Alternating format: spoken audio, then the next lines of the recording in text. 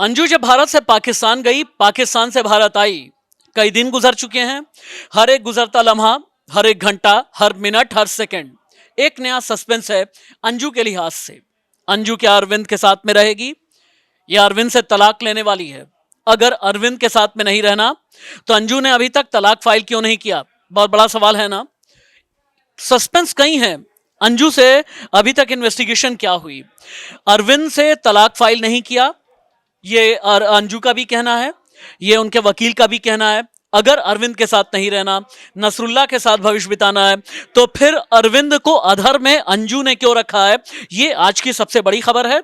मेहंदी मेरी कोलीग हैं और इस पूरे केस को इन्वेस्टिगेट कर रही हैं।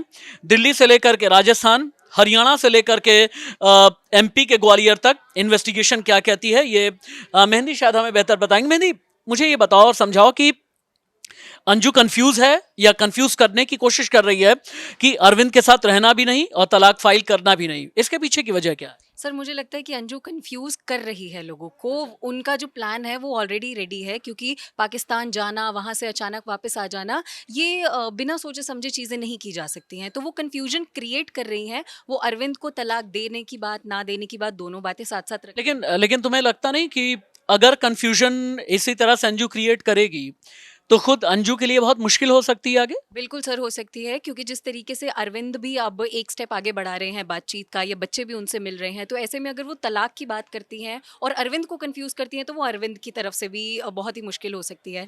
नसरुल्ला जहाँ एक तरफ पाकिस्तान से भारत आने के लिए तैयार है, ऐसे में अगर वो भारत आ जाते हैं अंजू की वजह से, तो फिर नसरुल्ला और अरविंद के लिए बहुत ही मुश्किलें खड़ी हो सकती हैं। तो क्या कुछ इंडिकेशंस हैं क्या नसरुल्ला के भारत आने के? जी बिल्कुल सर, इंटरव्यू में भी नसरुल्ला ने खुद कहा है कि मैं भारत आ सकता हूँ। साथ ही अंजू ने भी ये बयान दिए हैं जब उनसे बातचीत हुई है कि मैं नसरुल्ला को बुला लूंगी और अपने बच्चों के साथ हम चारों लोग जो हैं वो दुबई चले जाएंगे।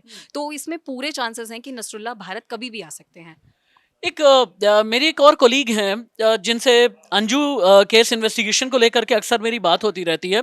भारत आने के बाद अभी तक अंजू ने किन किन से मुलाकात की, अंजू से क्या सवाल किए गए, पुलिस इन्वेस्टिगेशन में कितने एंगल तलाशे और खंगाले जा रहे हैं अभी तक? जी पुलिस इन्वेस्टिगेशन में काफ़ी एंगल खंगाले जा रहे हैं, क्योंकि अभी तक नसरुल्ला का आना, अंजू का जाना, ये सभी सस्पेंस क्रिएट कर रही है अंजू अपने आप में ही। और उसके लिए बहुत मुश्किल हो सकती है आने वाले भविष्य में, कि अपना वो स्टैंड उसका क्लियर नहीं है अभी, है ना। तो उसका स्टैंड क्लियर करना बहुत ज़रूरी है, और उसका स्टैंड क्लियर करने के लिए सब इन्वेस्टिगेशन चल रही है। अब ये देखना बहुत दिलचस्प होगा कि अगर अंजू का स्टैंड क्या होता है। अंजू स्टैंड क्योंकि अंजू अभी तक सामने नहीं आई है और सीधी तौर से बोल भी नहीं रही है, क्योंकि ये बहुत ज़रूरी हो जाता है कि अंजू का स्टैंड क्या है, क्योंकि उसका stand might be, it can be clear, it can be clear, but वो उसको आई मीन उसको कब वो बाहर आके बोलती है, ये बहुत ज़रूरी हो जाता है। मेहंदी, एक मिनट सुनना जरा। खबर ये भी आई थी कि अंजू से सीमा हैदर मिलने वाली है, अंजू से जो सोनिया अख्तर बांग्लादेश से आई वो भी मिलने वाली हैं। इस खबर में कितना दम है? सर सोनिया अख्तर का तो अभी हम रिसर्च कर रहे हैं कि इसमें कितनी सच्चाई है, लेकिन सीमा हैदर और अंजू एक दूसरे के आमने सामने तो ज़रूर होती हुई नजर आई है। बयानबाजी एक दूसरे के खिलाफ वो कर रही हैं। पाकिस्तान को लेकर एक कॉमन मुद्दा है उनके पास, एक कॉमन कंट्री है, उसको लेके सीमा हैदर के अपने व्यूज़ हैं, अंजू के अपने व्यूज़ हैं, तो वो दोनों इसको मुद्दे को लेकर आमने सामने तो हो रहे हैं, लेकिन जल्द ही उनकी मुलाकात की जो बात है वो जल्दी ही साबित हो सकती है और सच हो सकती है। अंजू की शख्सियत में कितनी सच्चाई है और कितने झूठ हैं? अंजू की शख्सियत, चूँकि उसका पाकिस्तान जाना, फिर पाकिस्तान से आना, चूँकि कयास बहुत लगाए जा रहे हैं कि उसका आगे का स्टेप क्या होता है, और सभी लोग यही खंगाल भी रहे हैं कि आगे का उसका स्टेप क्या होता है। उसकी शख्सियत की अगर बात की जाए तो चूँकि पाकिस्तान उसका जाना और फिर आना, ये बहुत ही कॉन्ट्राडिक्टरी हम कह सकते हैं एक तरह से। पर ये बहुत ज़रूरी हो जाता है कि उसका स्टैंड क्लियर होना चाहिए, तभी आगे की चीज़ें भी इन्वेस्टिगेट बहुत ही अच्छा से की जा सकती हैं। मेहंदी, क्या अरविंद के साथ में अंजू की मुलाकात हुई, और अगर मुलाकात हुई तो क्या बात हुई? बच्चों के साथ मुलाकात हुई या फिर नहीं? सर अभी अरविंद से तो मुलाकात नहीं हुई है, बच्चों से मुलाकात हुई है। उनकी जो बेटी है वो अंजू से मिलने गई थी जब पुलिस की कार्रवाई चल रही थी या पूछताछ चल रही थी, तब उनकी बेटी उनसे मिली थी। एक मिनट रुकिएगा। अंजू भारत में रहेगी, पाकिस्तान जाएगी या दुबई जाएगी? अभी फ़िलहाल तो ये कयास लगाए जा रहे हैं कि दुबई दुबई जाने का उसका प्लान है फ़िलहाल। दुबई जाने का प्लान है तो वीज़ा को लेकर के कुछ खास जानकारी है आपके पास? नहीं, फ़िलहाल वीज़ा को लेकर कोई जानकारी नहीं है, पर हाँ, ये ब इन्वेस्टिगेशन में ये सामने आया है कि वो दुबई जा सकते हैं। एक अजीब सा माइंडसेट हम क्यों बनाते हैं मेहंदी कि अगर पाकिस्तान से सीमा आई तो ठीक, बांग्लादेश से सोनिया भारत में आई तो ठीक, लेकिन भारत से अपनी मर्जी से अगर कोई पाकिस्तान चला गया तो वो ठीक नहीं। ये माइंडसेट क्यों बनाते हैं हम? सर ये दोनों देशों के जो बीच में प्रॉब्लम्स हैं उसको लेके मुझे लगता है कि हो सकता है कि भारत और पाकिस्तान में ऑलरेडी बहुत सारी चीज़ें हैं जो कि प्रॉब्लमैटिक है। ऐसे में किसी का वहाँ से आना, किसी का वहाँ पे जाना, तो हम लोग वो देश की वजह से इसको पूरा एक मुद्दा या फिर एक माइंडसेट क्रिएट हो जाता है। क्या सिर्फ एक कोइंसिडेंस है कि हाल के दिनों में क्रॉस बॉर्डर रिलेशनशिप्स की इतनी स्टोरीज आई हैं हमारे हमारे पास में?